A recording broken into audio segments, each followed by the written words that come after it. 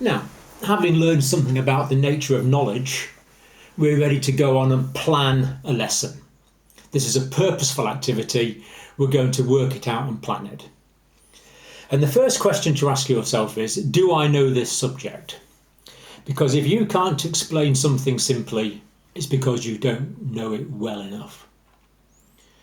So learn your subject and decide if you are qualified to teach this topic. And then you're going to need a title. What are you going to call this session? So imagine this is going to be advertised on TV or on a newspaper, and the title. Are people going to want to come to listen to you speak on that title? So think of a title. So, for example, I might give a lesson called Heart, Structure and Function. Does that sound quite interesting? Would you like to know about the structure of the heart and the function of the heart? So I'm going to call it Heart, Structure and Function for the time being.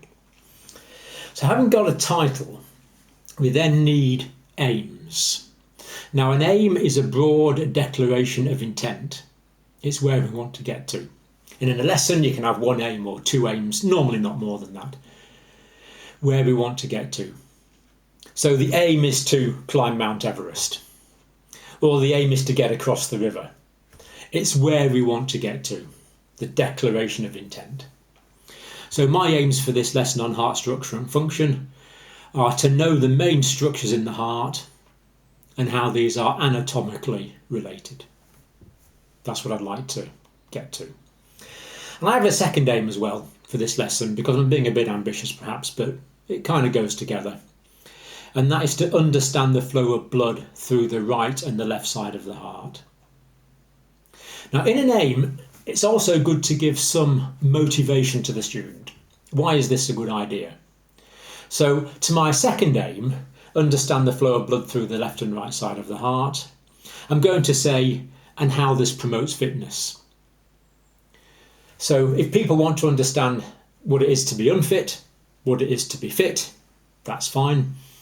This will help them to understand that. It's kind of a motivating clause that I'm putting in there as well to help people understand why it's important to learn this material, because we want to promote fitness. Who doesn't want to be fit? Anyone there want to be unfit? Of course not. So that is the aim. That's where we want to get to. But climbing Mount Everest or crossing the river in one episode can be quite difficult. So for that reason, we're going to need stages of how we're going to get there. And these stages of how we get there, the steps to get from where we are now to where we want to be, to where the aim is, these steps are the objectives. So there's going to be various objectives along the way, the steps to the goal. So the first objective might be to get to Everest Base Camp, then to Camp 1, then to Camp 2, then to Camp 3, then to the summit, or however it works. Or if we're crossing the river, the objectives could be stepping stones in the river. So we want to get from this side of the river to this side of the river. Well, let's go to that stepping stone first, then that one, then that one. It's a progressive process to get across the river. So the objectives are steps towards the overall goal. They are stages. And we have to know when the student gets to these stages. So an objective should always begin with these words. The student will be able to, or the learner will be able to. These are what we call behavioural objectives. We can monitor the behaviour of the learner and make sure they've got there. So the student will be able to. So you need to write the title of your lesson, write one or two aims, and then a few objectives, maybe 4 or 5 objectives. There's no fixed number. But you need to write these, and they all should begin with the student will be able to. So obviously you don't need to write that every time. You can just write it at the top, the student will be able to, and then it follows that that is the start of every sentence. Now, this is important because it will keep you on track. Now, when you're teaching, sometimes it's quite reasonable to have a bit of a digression. So a student asks an interesting question and you think, oh yeah, that's vaguely relevant. I'll do that question now, answer that question now, but then get back onto track. So the objectives keep you on track. They keep you on piste, on the road from where you are now to the achieving the aim, achieving the educational goal. So it helps us keep on track, but it also means that the students know where we're going. So very often, especially when you're starting teaching, you might decide to give out the objectives at the start of the lesson, so the students know what's happening in the lesson, so they can monitor their progress as they go through the lesson. That's fine. The students know where they are. Students can be demoralised if they get a bit confused and don't know where they are. So we have to learn with the students, as it were. We know the material, but we're working with them. We are learning with them. Because the most inexcusable thing in education, and this is what you must never ever do, it is not allowed, you must never demoralise your students. You must only motivate them. The teacher must do no harm. And if you look back in your own educational experience, I'm sure you will see episodes of where education has harmed you. That's really bad education. In fact, that's not education at all. So never demoralise your students, never do them any harm. Never deter from their learning, from their self-worth, from their well-being. So the students know where we're going, we know where we're going. And ideally, when I was learning to write educational objectives, my teacher said, imagine that you can't go in one day, you're off sick. There's another teacher who has the same knowledge base as you. Could he pick up those objectives and walk into a classroom and teach from them?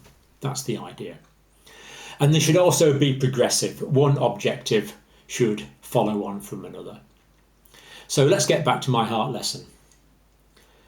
I've got label the following components of the heart: atria, ventricles, atrioventricular valves, mitral valve, bicuspid valve, tricuspid valve, arterial valves, endocardium, myocardium, pericardium.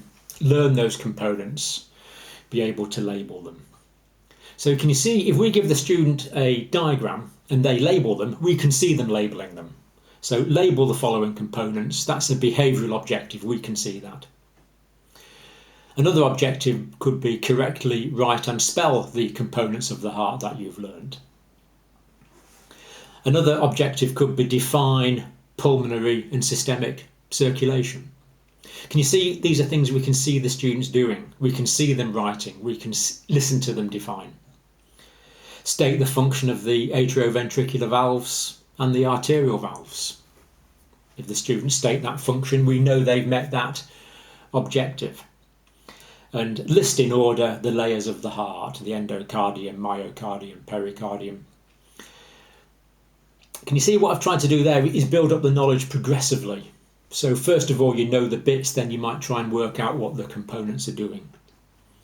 And then going on to my functional objectives for this lesson, using blue and red pens, draw the blood flow through the heart.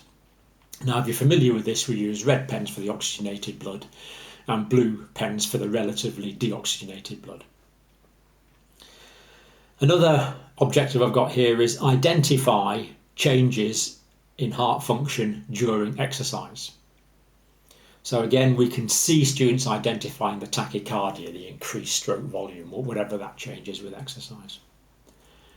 And then the last objective for this lesson, because I don't want to do too much at once, is define heart rate, stroke volume, and cardiac output. So that they are my objectives for this lesson. And if you were being assessed on this, you could actually have another teacher sitting at the back, and he could be ticking these off potentially. You might get a bit reductionist to do that, but it gives you the idea.